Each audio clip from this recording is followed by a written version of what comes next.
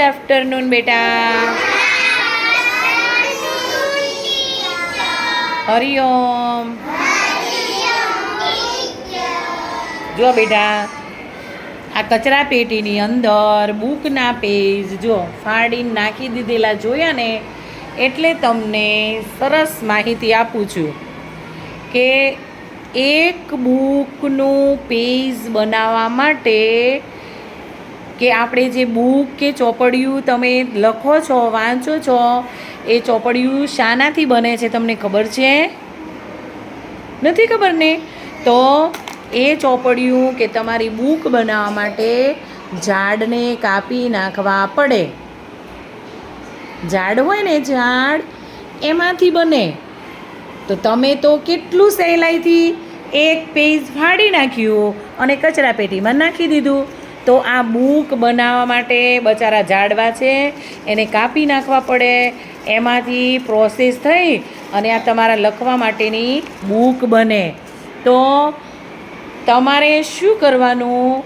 બુકનું page જો તમે તમારા મમ્મી પપ્પાને કહો કે પપ્પા મારે બુક ખૂટી ગઈ, એટલે પપ્પા તો તરત જ લઈ આવવાના છે. આપણે જેટલી ખરીદી વધારે કરીશું એટલી બુકો વધારે બને, અને એટલી બુકો વધારે બનાવવા માટે એટલા ઝાડવા કાપી નાખવા પડે ને. તો હવે તમને સમજાય છે હું શું કહેવા માગું છું? કે તમારે જેમ બને એમ બુકનો ઉપયોગ ઓછો કરવાનો. એટલે તમારે ભૂલ થાય તો તમે પેન્સિલની સાથે શું રાખો છો? Check rubber.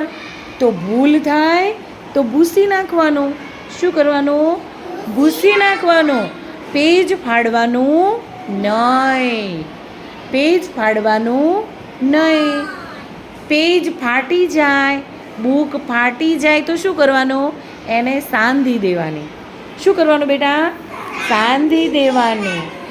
એક પેજમાં બુકમાં લખતા હોય ત્યારે જો હીરવાબેને આજ સરસ વાત કરી કે હીરવાબેન કે બુકમાં છે ને લીટી છોડાય નહીં, અને એમને તો કેવું સરસ મજાનું લખ્યું છે.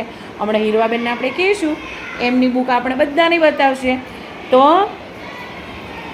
બધા કેવું કરે? એક લીટી લખે પછી આખું પેજ છોડી દે.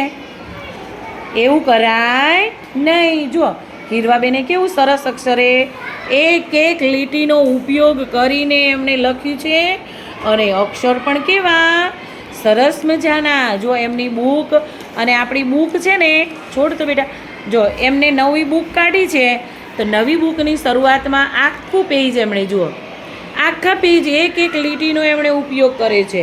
તો તમારે પણ એવી ટેવ પાડવાની બેટા કે બુક આપણી કચરા પેટીમાં કોઈ દિવસ કચરો રહેવો જોઈએ નહીં. કઈ રીતે? તો જો આપણે પેન્સિલનો છોલ પણ આપણે ડબ્બામાં ભેગો કર્યો છે, બરાબર? તો હવે પછી આમાંથી આપણે દડા બનાવી દઈશું. શું કરી દઈશું ભાઈ? દડા બનાવી દઈશું. પણ હવે પછી, અને જુઓ જે પ્લાસ્ટિક છે નકામું, એ તમે જુઓ આપણે બોટલમાં ભરી દીધું છે. જોયું ને? આ બધી બોટલમાં આપણે પ્લાસ્ટિક ભરી દીધું છે. નકામું પ્લાસ્ટિક છે એનો પણ આપણે ઉપયોગ કરવાનો. સામે જુઓ તેલના ડબ્બા ઉપર આપણે અંક લખી દીધા છે, અને એનો પણ આપણે ઉપયોગ રમતમાં કરીએ છીએ. તો તમારા ઘરે નકામી બોટલ હોય, પ્લાસ્ટિક હોય, એ સ્કૂલમાં લેતું આવવાનું, અને સ્કૂલમાં લાવી અને આ રીતે આપણે જુઓ બોટલમાં ભરી દઈશું. કેવું કલરફુલ લાગે કે આપણે કચરામાંથી જ લીધું છે ને. તો બધાએ ઘરે, તમારે ઘરે નકામું વેસ્ટ પ્લાસ્ટિક પડ્યું હોય, બોટલ પડી હોય, એ બોટલ લાવવાની. એ બોટલમાં આપણે આવું નકામું પ્લાસ્ટિક પણ તમારા ઘરની આજુબાજુ પડી હોય તો એ પ્લાસ્ટિક પણ તમારે જબલામાં લેતું આવવાનું અહીંયા. કારણ કે પ્લાસ્ટિક એવી વસ્તુ છે કે જમીનમાં ઓગળતી નથી. પ્લાસ્ટિક એવી જ રહે, અને આપણા જે ધરતી છે કે આપણી પૃથ્વી છે એને નુકસાન થાય. શું થાય બેટા? નુકસાન થાય. એટલે આપણે જ્યાં ત્યાં કચરો પ્લાસ્ટિકનો નાખવો ન જોઈએ, એને ફરી ઉપયોગમાં લઈ લેવાનો. અને આનું આપણે સરસ મજાની પ્રવૃત્તિ કરીશું. આપણે ગણનમાં પણ વાપરી શકાય. કેટલી બોટલો થઈ છે? Very good. 20 ને 1 21 બોટલ કરી છે. આવી આપણે 500 બોટલો કરીશું ને? હા. જ્યાં ત્યાં તમને પ્લાસ્ટિક દેખાય, પ્લાસ્ટિકની બોટલ દેખાય તો આપણે ક્યાં લઈને આવવાનું?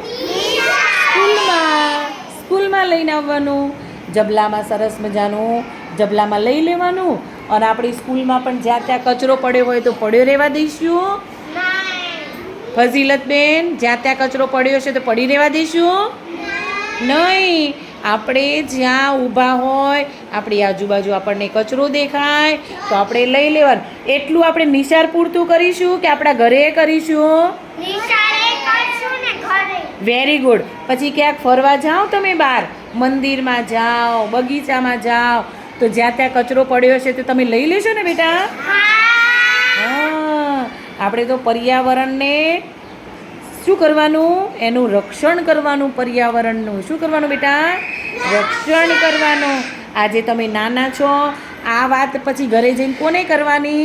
મમ્મી પપ્પાને, ભાઈ બહેનને કરવાની. જ્યાં ત્યાં કચરો નહીં નાખવાનો, પ્લાસ્ટિકનો કચરો ભેગો કરવાનો.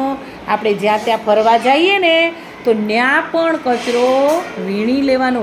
એવું નહીં રાખવાનું કે આ કચરો તો મેં નથી નાખ્યો, હું નહીં લઉં, પણ આપણને કચરો દેખાય એટલે લઈ લેવાનો.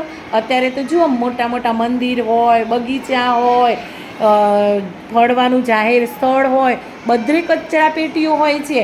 હવે તો જંગલમાં પણ કચરા પેટી હોય છે ભાઈ. ક્યાં હોય? જંગલમાં પણ. તમે જુઓ, ફરવા જાઓ ને તો જોજો, જ્યાં જંગલમાં બધે, કારણ કે આપણે પર્યાવરણને સ્વચ્છ બનાવવાની છે. શું કરવાનું છે ભાઈ? સ્વચ્છ બનાવવાની છે દેવ્યાંશીબેન. એટલે જ્યાં ત્યાં કચરો પડ્યો હોય તો નજીકમાં જ ડસ્ટબિન હોય, આપણે ઉપાડી લેવાનો અને કચરા પેટીમાં નાખી દેવાનો. તો ડાયા દીકરા થઈ જશો ને? હા. તો આ સ્વચ્છતાની ટેવ આપણે આજીવન રાખવાની, જીવીએ ત્યાં સુધી. તમે એક નાના છો પછી મોટા થશો એટલે કેટલાને? જેટલા તમને મળે કે જેટલા તમારા સંપર્કમાં આવે બધાને તમારે શીખવાડવાનું. કચરો કચરા પેટીમાં નાખો, કચરો કચરા પેટીમાં નાખો. અને હવે પછી બુકના પેજ ફાડશો બેટા? નહીં ફાડો ને? બને ત્યાં સુધી પાટી અને પેનનો ઉપયોગ કરવાનો. મમ્મી પપ્પા જોડે બહુ બુકો મંગાવવાની નહીં. ક્લેપ.